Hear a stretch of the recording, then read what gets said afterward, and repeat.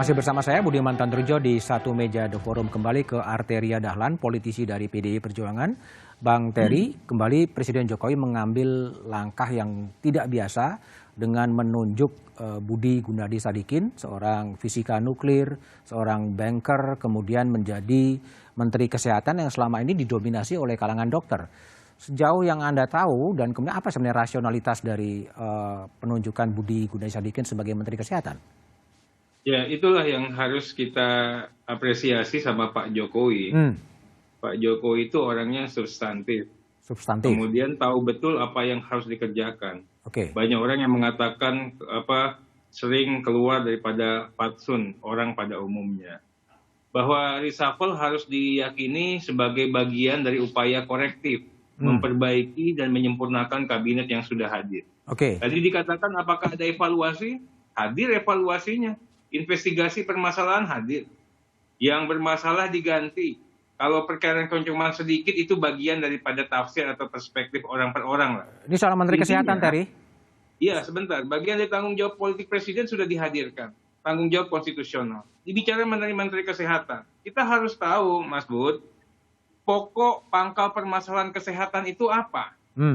Masalahnya bukan di SDM, bukan di ilmu pengetahuan, bukan di sarpras, bukan di dokter, ahli atau tidak ahli, atau bukan di tenaga medis.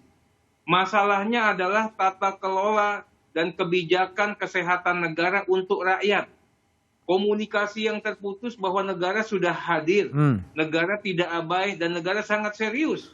Makanya diperlukan manajemen pelayanan publik di bidang kesehatan masyarakat yang dilaksanakan oleh negara yang nyata bermanfaat oleh rakyat. Komunikasi ini yang tidak hadir selama beberapa waktu ini, sehingga apapun kebijakan pemerintah, rakyatnya ragu, rakyatnya nggak percaya. Makanya dibutuhkan seseorang yang punya kemampuan manajerial, yang punya kemampuan untuk melakukan tata kelola sumber daya kesehatan yang bagus. Yang manusianya dikelola, masyarakatnya dikelola, penyakitnya dan obatnya juga dikelola, isu kedaruratan kesehatan dalam konteks pandemi COVID ini juga dihadirkan, dan tata kelola dananya juga transparan dan betul-betul efektif. Jadi apa persisnya diinginkan oleh Presiden Jokowi dengan menunjuk Budi Gunadi Sadikin sebagai Menteri Kesehatan? Ya, saya pikir beliau sudah punya rekam jejak yang bagus, bagaimana memanage sesuatu, kemudian punya kompetensi, punya kapasiti, ya, begitu profesionalnya, sehingga memang kita katakan melalui tangan-tangan beliau. Kalau masalah dokternya kita punya banyak dokter hebat, masalah tafsir cara penanggulangan kita punya banyak. Nggak hanya gugus tugas, semua orang hebat-hebat di sini. Tapi bagaimana manajemennya, ini yang harus kita perbaiki. Tapi memang kami juga ingatkan kepada Pak Budi, bahwa kesehatan itu juga bagian dari HAM. Karena memang basicnya ekonom, ini ada jaminan negara kepada rakyat. Kita juga minta jangan sampai dijadikan ajang komersialisasi, ajang praktek kapitalisme. Rakyat harus menjadi epicentrum dalam setiap kebijakan yang dihadirkan oleh Menteri Kesehatan. Tapi terlepas di luar itu semua kita memberikan dukungan penuh. Baik. Saya kembali ke Prof. Asra. Prof. Asra, selain Menteri Kesehatan, juga satu perubahan yang cukup radikal atau seperti apa di Kementerian Agama, dari seorang purnawiran jenderal santri kemudian berpindah kepada Gus Yakut, ya, Yakut yang kemudian sebagai Ketua Umum PB Ansor. Apa harapan Anda terhadap Gus Yakut sebenarnya? Ya, saya kira kuah ilmu, ya, kuah pengetahuan mengenai keislaman tentu saja Gus Yakut ini lebih dalam lah, lebih mumpuni, karena memang dari pesantren, ya, lingkungan itulah. Jadi kita meragukan lagi Farozi dari militer, sehingga saya kira ada handicap di situ, ada hambatan-hambatan tertentu. Nah, kita berharap supaya Gus Yakut ini mungkin mungkin prinsipnya tetap gitu, ya, prinsipnya yaitu moderasi beragama, moderasi Islam khususnya, ya, tapi mungkin harus lebih inklusif, ya, karena orang juga sebagian intra Islam sendiri kan juga sering mengkritik kalangan lah, katakanlah itu kalangan Panser Ansor yang terlalu keras gitu, ya, terlalu keras misalnya. Nah, mungkin harus lebih inklusif, karena dengan Yakut ini sudah menjadi Menteri Agama, tentu dia harus lebih merangkul, lebih inklusif, dan tema pokoknya tetap adalah ya membangun moderasi beragama, membangun kerukunan umat beragama, dan dengan melibatkan sebanyak umat beragama sebanyak mungkin dari lintas agama, intra-agama, ya kan. Sekarang jadi masalah ini terutama kan intra-Islam, ya, intra-Islam ini, ya kan. Bagaimana misalnya sekarang kan nggak selesai-selesai. Polisi saja saya kira nggak bisa menyelesaikan kasus yang terjadi belakangan ini, kerumunan dan lain sebagainya itu.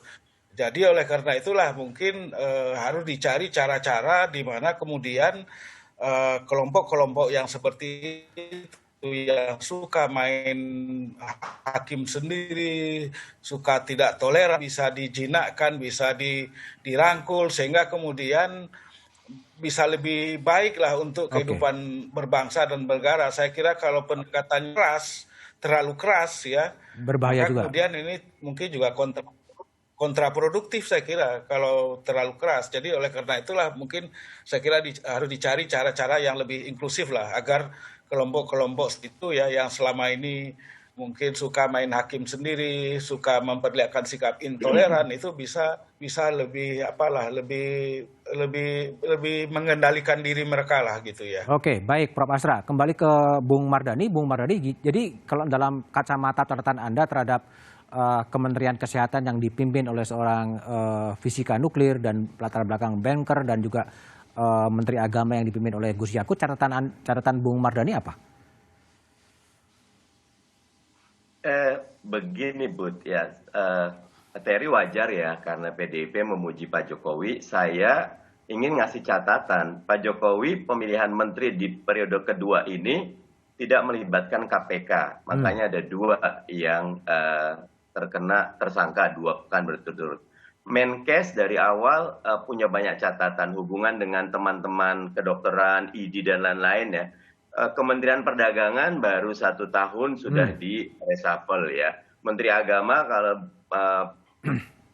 Azra bilang moderasi, saya malah pikir gagasannya lebih banyak bisingnya ketimbang narasinya. Gitu. Sehingga buat saya mestinya ketika memilih pengganti di reshuffle kedua, standarnya harus jauh lebih tinggi ketimbang yang pertama. Gitu. Yang pertama tentu saya berharap semuanya dilibatkan KPK untuk melihat track record-nya. Karena sebaik apapun kompetensi, ketika rekam jejak anti ataupun melawan korupsinya tidak kelihatan, berbahaya. Ya, yang kedua, saya pikir beberapa menteri mungkin kompromi politik ya, karena yang satu tadinya punya partai A, tukar beguling, pakai partai yang lain dapat. Nah, ini tentu bukan satu transaksi yang baik, bukan satu proses yang baik ketika kita betul-betul pengen zankan kabinet. COVID-19 ini adalah ujian kepemimpinan terbesar bagi semua presiden, bukan cuma Pak Jokowi, semua pemimpin.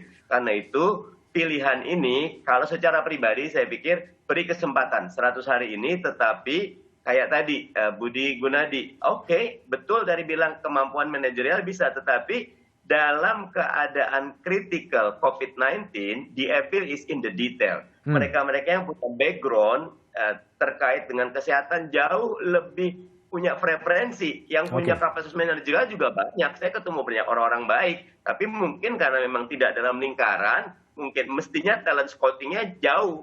Saya tadi menggarisbawahi Kementerian Teknis sangat baik diserahkan kepada mereka-mereka yang memang selama ini sudah punya engagement, sudah punya track record, sudah punya interaksi. Kementerian Pendidikan punya catatan yang sangat banyak sekali, karena tiba-tiba coming from nowhere gitu kan. Oke, baik Bung Doni. Jadi gimana respon dari KSP soal kritik atau catatan soal penunjukan Budi Gunadi Sadikin dan Gus Yakut? Tapi jawaban Doni setelah jeda berikut ini.